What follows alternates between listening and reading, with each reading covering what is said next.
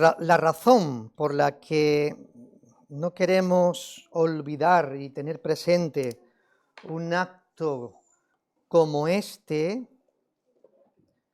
tiene que ver con la idea de que creo que todos somos muy conscientes de que la figura del pastor en una iglesia es importante como otros dones que Dios ha dado a su iglesia. Sin embargo, hay algo que se destaca en la figura del pastor, porque también lo vemos encontrado, lo vemos reflejado en la propia Escritura. Es muy interesante porque a lo largo de toda la Biblia podemos pensar y ver,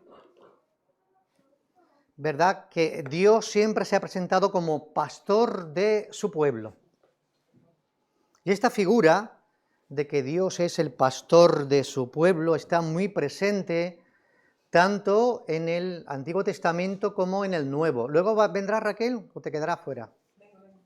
Entonces, esta figura y esta imagen de Dios como pastor, estamos diciendo que es muy especial y enfática tanto en el Antiguo Testamento como en el Nuevo Testamento. Y por alguna razón, pues Dios también decidió elegir entre las ovejas, porque un pastor es una oveja también, a lo que me gusta llamar en este sentido, ¿verdad?, creo que está en pantalla también, los subalternos.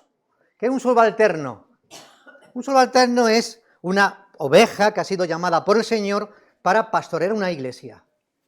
¿Por qué quiero llamarle subalterno? Porque recordad que a mí me encanta esta idea que siempre os pretendo transmitir y que siempre lo haré, y lo haré con conocimiento de causa, ¿verdad? Y es que la figura principal y más destacada en una iglesia es el buen pastor, que es Cristo.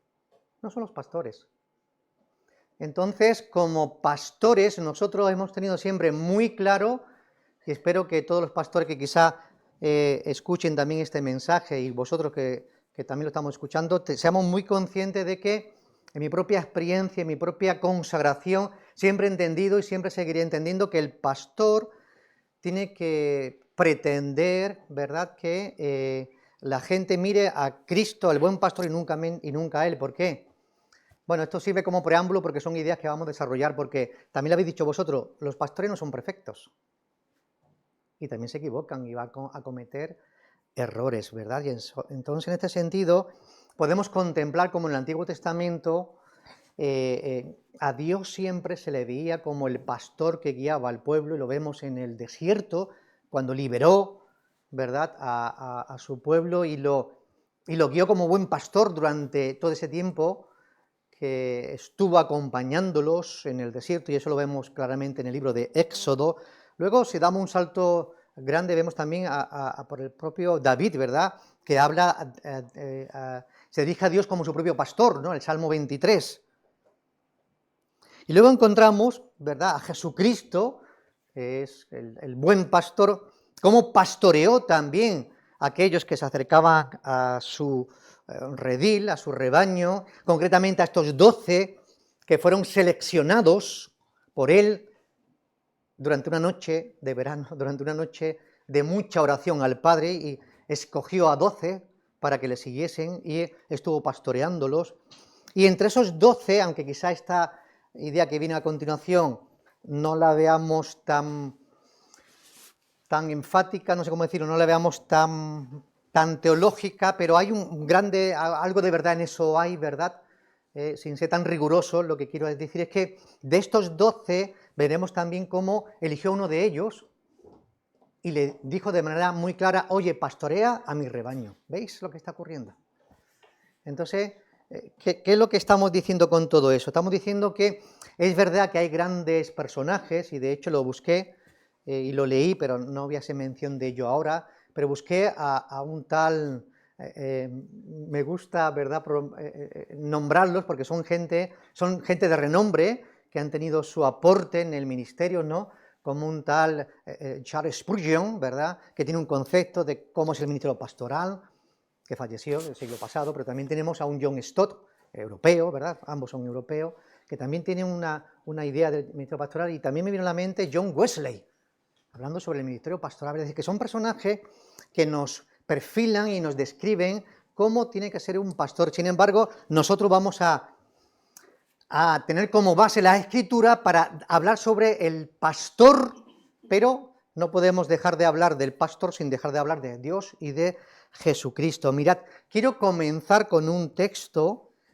que me llamó mucho la atención, que está en 1 Timoteo capítulo 3, versículo 1. ¿Y por qué quiero comenzar con ese texto? Pues quiero comenzar porque ese mismo texto lo usé 2011, mira que hace ya tiempo de eso, ¿verdad? En el 2011 lo usé cuando se me pidió que en la facultad me dirigiese a los seminaristas que estaban comenzando el curso y me dieron la oportunidad y utilicé este texto porque me llama mucho la atención. Palabra fiel, dice el texto. Palabra fiel. Si alguno desea obispado, buena obra es.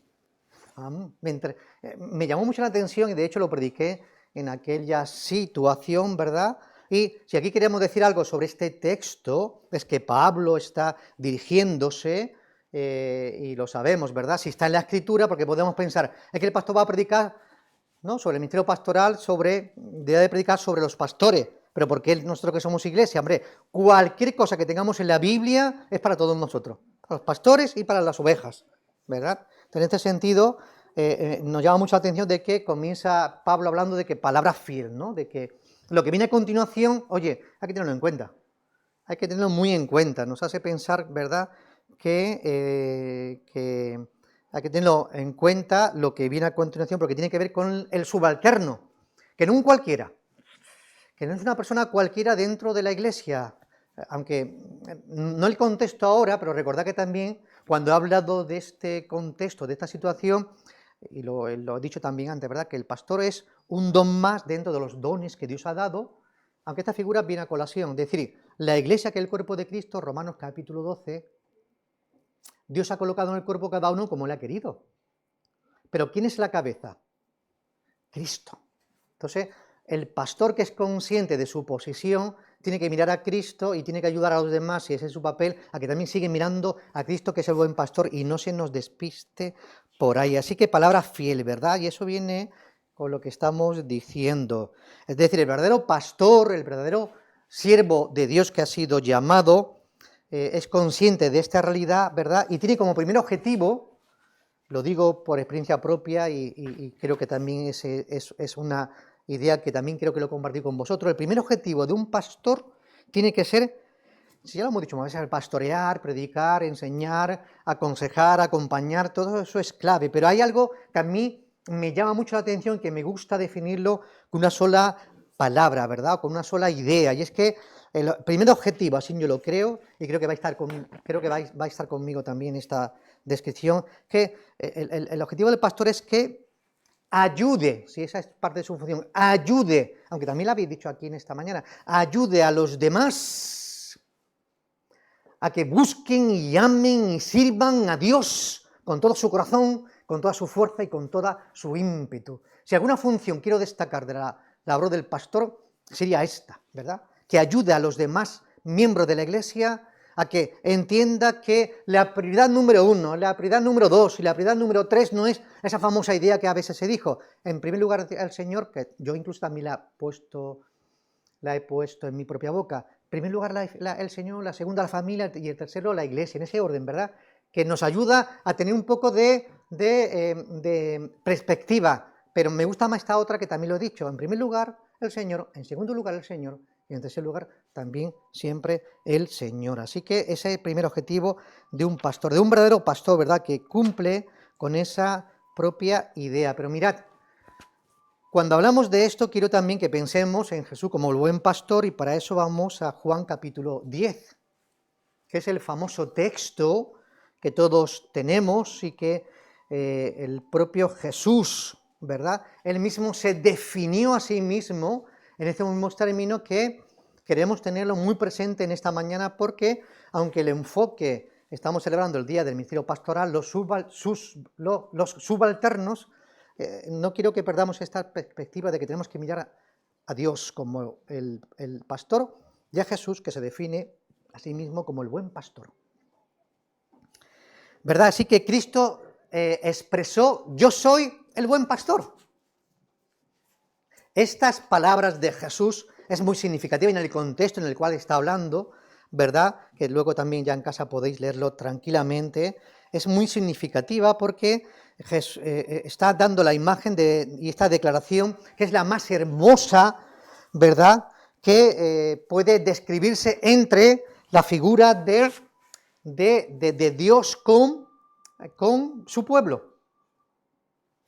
Cuando Jesús dice, yo soy el buen pastor, es porque ya ha habido otros pastores antes que él, y nos podemos ir a Ezequiel 32, no recuerdo ahora mismo, donde habla de los falsos pastores, falsos profetas, es decir, falsos o líderes que tenían que pastorear rebaño, oye, y no lo han hecho adecuadamente.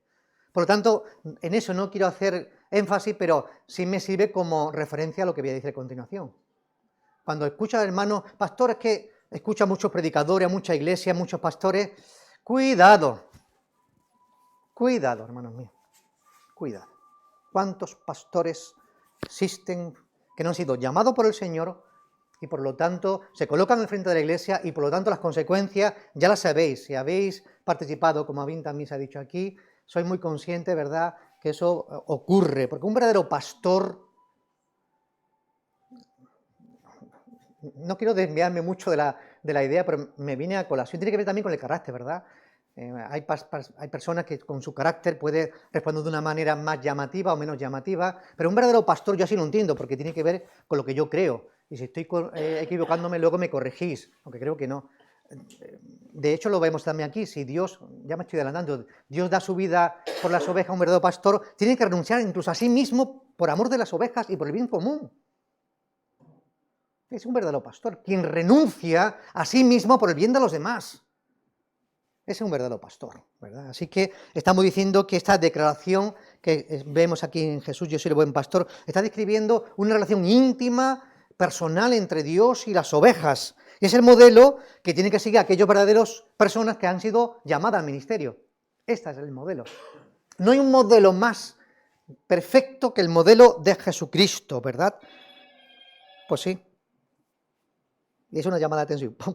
Es el modelo perfecto, ¿verdad? Las personas de cuidar como Cristo cuida a su iglesia, pero sabemos que es un modelo, perdón, ahora sí me dirijo a lo subalterno, es imperfecto. Es decir, jamás ningún pastor, por mayor consagración que tenga, por mayor dedicación que tenga, por mayor amor que tenga Cristo, jamás de los jamases va a poder pastorear una iglesia como lo hace Jesucristo. Por eso es el objetivo que acabo de expresar, de que el verdadero pastor tiene que intentar que los miembros, ¿verdad?, siempre se consagre y busque y se dediquen y se desvivan, y todos los verbos que queramos colocar aquí, y vivan solamente y únicamente para Jesús, que es su buen pastor. Además, ¿verdad?, también dice en Juan capítulo 10, yo soy el buen pastor, significa que estas palabras no solamente muestran el amor de Cristo por las ovejas que se entrega y por su pueblo, sino que también establece un estándar, como estamos expresando, a aquellos que aspiran a ser verdaderos pastores, ¿no? Amar profundamente. Pero también en Juan capítulo 10 vemos que él dijo, yo conozco a mis ovejas, versículo 4. Es muy interesante esta expresión. Jesús dijo, yo soy el buen pastor que conozco a mis ovejas. Y esto me llama también mucho la atención, ¿verdad? A mí nunca me gusta ponerme como ejemplo porque no es conveniente y porque los ejemplos, ¿verdad?, a veces podemos caer, ¿no? Y entonces, pero comento esta anécdota porque me viene a colación con lo que estamos diciendo. Mirad, hay una persona de la iglesia que pastoreé antes, de Villaverde, que dejé la iglesia, y esta persona también dejó esa iglesia, no, más tarde en otro momento se fue a otro lugar, y después de 15 o 20 años, no lo sé, o 10 años, por descuido me llama por teléfono, me llama por teléfono, y está asistiendo a una iglesia muy famosa, muy querida, porque a mí me gustaría, la iglesia de Marcos Vidal, ¿Quién no le gusta estar a la iglesia de Marcos Vidal? Yo. Hombre, ¿por qué? Porque la gente joven, Marcos Vidal, su iglesia, como canta, ¿verdad? Una iglesia de muchos miembros, pues era miembro de aquella iglesia. Y cuando me llamó por teléfono, y me dijo, perdón, que me he equivocado, pues este Jesús, y dejó de...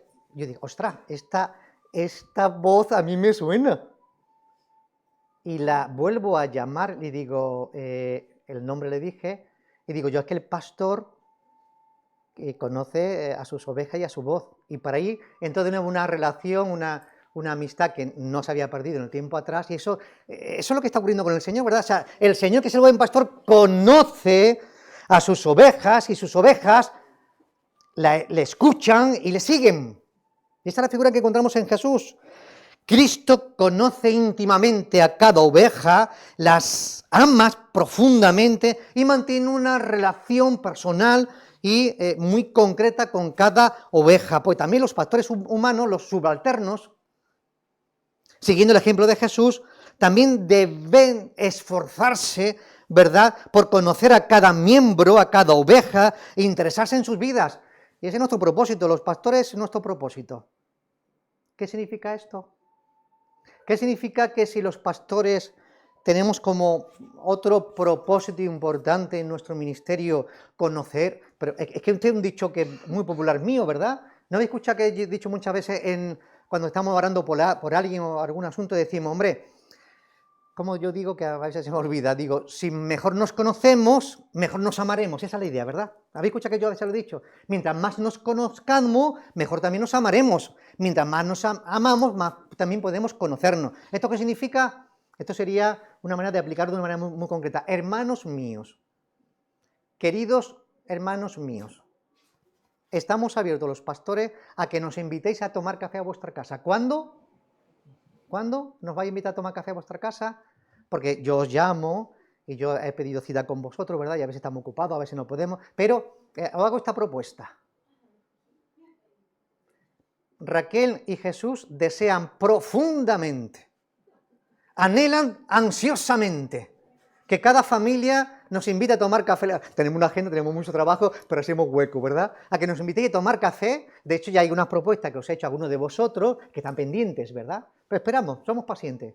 Nunca nos hemos tomado la vida... Sí, nos tomamos la vida con mucha filosofía y pretendemos, ¿verdad?, que nos invitéis a tomar café en vuestra casa, simplemente para pasar un tiempo agradable juntos, conoceros, amaros y amarnos profundamente.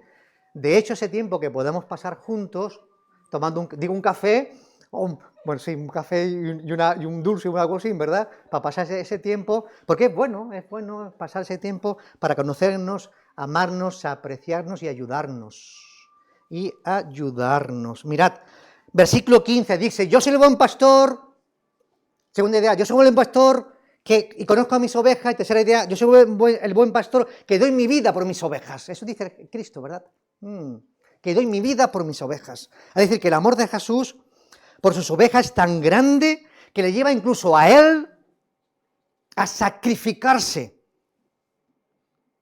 Y el acto más amoroso que tiene Jesús y el más sublime es dar su propia vida. Y de hecho sabemos que Cristo está hablando de que se tenía como finalidad, ¿verdad?, acercarse a la cruz del Calvario, dar su propia vida, morir en la cruz del Calvario para la vida de sus propias ovejas. Y este ejemplo es un ejemplo también que tienen que seguir aquellos que aspiran al ministerio pastoral, ¿verdad?, a los subalternos, de que,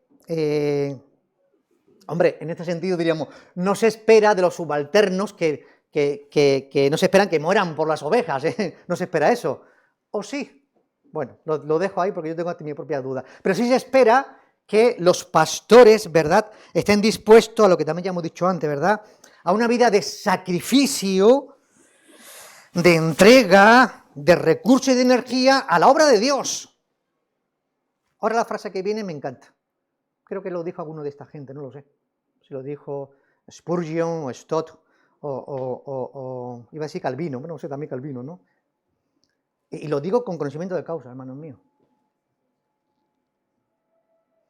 Entre todos los ministerios de una iglesia, el ministerio más honroso, el ministerio más hermoso.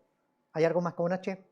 Más honroso, más hermoso, más honesto. No, honesto no cabe aquí, ¿verdad? ¿Cuál cabría aquí? Perdón, dos adjetivos, gracias, pastora. El ministerio más hermoso, ¿qué más he dicho? Más honroso es el ministerio pastoral. Yo me siento muy orgulloso de que Dios me haya llamado, que tengo mis defectos y tengo muchos defectos, pero es que tiene que ver que con mi propia conversión con 18, 19 años y a los 3 meses entiendo que Dios me llama para este ministerio, así que es que me sale y lo tengo que decir, ¿verdad? Y aunque lo repita, pero es que me gusta decirlo. La mayor decisión de mi vida ha sido casarme con aquella preciosa mujer, Raquel Molina. La mayor y mejor decisión de mi vida ha sido tener 2 hijos preciosos, como hoy con el ministro pastoral se me permite esta licencia, es tener a mi hijo David y a mi hija Keila, y a mi yerno Jesús, y a mi nieto Geset. Pero, ay, la pastora, pero, sobre todas las cosas, la mayor y la mejor decisión que tomé en mi vida, más importante que casarme con esta bella mujer, más importante que tener estos 2 bellos hijos, y yerno y nieto, y bella iglesia, ya lo meto en la bella iglesia, es haber conocido a Jesús, mi Señor, mi buen pastor. Haber entregado mi vida y toda mi vida a su servicio. Jamás, de hecho lo digo, aunque me jubile, a no ser que ¿cómo se dice? Yo siempre seguiré sirviendo al Señor, si Dios me lo permite y la iglesia me quiere, siempre. Porque es mi deseo, que lo tuve desde jovencito, con 18 años, era un niño.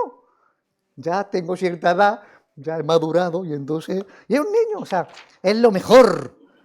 Es lo mejor, mirad, los subalternos. ¿Por qué también hablo de los subalternos? Juan capítulo 21, versículo del 15 al 17. ¿Qué ocurre? Que Jesús, que pastoreó a 12, de una manera muy concreta, 3 años, todos los días, por la mañana, por la noche, Jesús el Maestro, el buen pastor, excelente pastoral, excelente conferenciante, excelente maestro, excelente aconsejero, excelente, pero en esta pastoral de Jesús con los 12, ¿verdad?, le formaba, le informaba y luego le enviaba a predicar a ellos, recordad, ¿no?, de 2 en 2. Y ahora nos encontramos aquí que le fallan todos. Y muy interesante porque Jesús utiliza de nuevo la misma imagen y no entienden nada.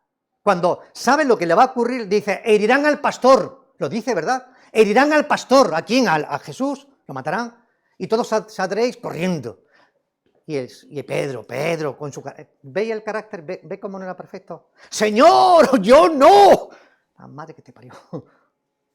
Yo no, Señor, porque tú eres mi pastor, yo nunca te voy a defraudar. Pero hablaba en nombre de los demás. Yo no, ¿cómo que tú no? Antes que cante el gallo 2 veces, me va a negar 3 veces. Que no, Señor, mi vida doy por ti. Y sabéis cómo actuó, ¿verdad? ¿Recordáis cuando se acercó esta plebe para captarlo, para detenerlo, y uno se acercó para cogerlo? ¿Sabéis lo que hizo Pedro, no? Esa saga, llaga, cuchillo pequeñito, ¿qué es lo que hizo? Cortarle la oreja a él. Es Biblia, ¿eh? Le cortó la oreja. ¿Y qué le dijo Jesús? ¿Cómo era? El que a hierro mata, a hierro muere. Uf, mira que el Señor, mira que sabio, ¿eh? Cómo estaba enseñando. Pedro, te lanzaste demasiado, cuidado. Esa impulsividad que tú tienes, chiquillo, te trae por malos caminos. ¿Y sabes lo que hizo Jesús, no? Se acercó al siervo, le tocó la oreja, oye, y lo sanó y lo restauró. Pedro. Ahora nos vamos aquí. ¿Qué ocurrió? Que Pedro había fallado, igual que los demás, a Jesús. 3 veces le negó, y en este contexto, ¿qué le dice el Señor? Pedro, ¿tú me amas? ¡Señor! ¡Claro que sí! Pastorea, ¿verdad? Apacienta mis corderos. Señor, ¿tú me amas? Otra vez, Señor, ya te lo he dicho una vez. Sí, Señor, con toda mi fuerza. Bueno, estoy aquí, ya no recuerdo, ¿no? Sí, pues entonces, pastorea mis ovejas. Y 3 veces. Pedro, tú me amas. Señor, tú lo sabes todo. Pues apacienta mis ovejas. 3 veces lo negó, 3 veces ahora está expresando que ama profundamente a Dios. ¿Qué ha hecho el Señor? Restaurarlo. Lo ha restaurado, lo ha levantado, lo ha liberado de esa carga pesada que tenía, porque había defraudado a su Señor. ¿Cuántas veces nosotros defraudamos a nuestro Señor? Pero Dios se acerca para levantarnos, para conseguir de nuevo, ¿verdad?, restaurarnos. Así que esta historia hace referencia a reconocer ¿verdad?, a esta situación y esta tarea tan sagrada como el pastoreo. Y Cristo le está ya diciendo a Pedro que pastoree, que apaciente, ¿verdad?, y lo hace después de este momento. Apacienta a mis corderos, es decir, este primer mandato de Jesús sobre la vida de Pedro tiene que ver con la idea de que los corderos son lo más pequeño de la manada, son la gente nueva. Los pastores tienen que, pues, ¿verdad?, tienen que cuidar de los nuevos, incluso de los más débiles. Hay gente más débil en la fe. Esta también es la labor pastoral. Segunda idea, pastorea mis ovejas. Las ovejas son ya por los miembros más maduros. Pues también los pastores, aunque sean un miembro más maduro, también tienen que cuidarlos. Y tercera idea, ¿verdad? Apacienta mis ovejas. Es decir, aquí Jesús le está repitiendo la responsabilidad a los pastores de cuidar del rebaño. Pero vosotros mismos lo habéis dicho, y yo vuelvo a decirlo, Jesús no pide subalternos ni pastores perfectos, porque no lo son. Pero sí pide que estos pastores amen profundamente al buen pastor. Eso sí es lo que le pido a los pastores. Y mirad, la tarea del pastor, según este texto, nos llama a pastorear, implica tres responsabilidades: guiar, nutrir y cuidar. Así que esta historia, pues encontramos estas tres ideas muy importantes que tienen que ver con la labor pastoral, pero que también yo lo quiero aplicar, pues, a todos nosotros. ¿En qué sentido? Como el que viene a continuación. Lo importante es el amor genuino, hermanos y hermanas, para todos, para los pastores y también para los miembros. Amor genuino es lo más importante que hay. Jesús no solo llama a Pedro como pastor, ¿verdad?, sino que también nos llama a todos los creyentes a que tengamos un amor verdadero, genuino y personal con Jesucristo. Eso es fundamental para una buena relación. Y viene a colación esto. Y creo que también lo he dicho en otro contexto. Una iglesia funcionará mucho mejor cuando los pastores aman profundamente a Dios, el buen pastor, pero también cuando los miembros han conseguido amar profundamente a Cristo. Entonces esa iglesia vive con una vitalidad, con un entusiasmo, con una alegría, y está viva. Me gusta esta expresión, está viva. Pero ¿cuántas iglesias hay por ahí que están medio muertas, con problemas de mil colores, problemas entre los líderes, entre los miembros, entre el pastor, entre pito, flauta? ¡Qué lástima! ¡Qué lástima! El amor es genuino. Los pastores tenemos la responsabilidad de ayudar a los hermanos, ¿verdad?, a que reflexionen sobre este verdadero amor que tenemos que tenerle a Cristo. Pero también hay un elemento que encuentro aquí, que es la responsabilidad de que hay restauración posible siempre en todos, en los pastores, que también se pueden equivocar, y también en las ovejas, claro que sí. ¿Verdad?, triple pregunta de Jesús: me negaste 3 veces, me amas, tiene que ver con la idea de que en Pedro se muestran los errores graves que incluso pueden cometer, ¿verdad?, pero que en Cristo siempre hay restauración. O sea, negar a Jesús era muy delicado aquello, 3 veces. Y última idea, liderazgo cristiano también basado en el servicio. Esta también idea que encontramos en este texto, ¿verdad? Jesús delega subalterno a Pedro, ¿verdad?, un liderazgo no autoritario. Eso me gusta. ¿Os suena esto? Un liderazgo no autoritario, porque hay quienes ejercen pastorado de una manera muy autoritaria. Tan autoritaria que le dice a los miembros cómo tienen que vestirse. Para mí, ¿cómo tienen que vestirse?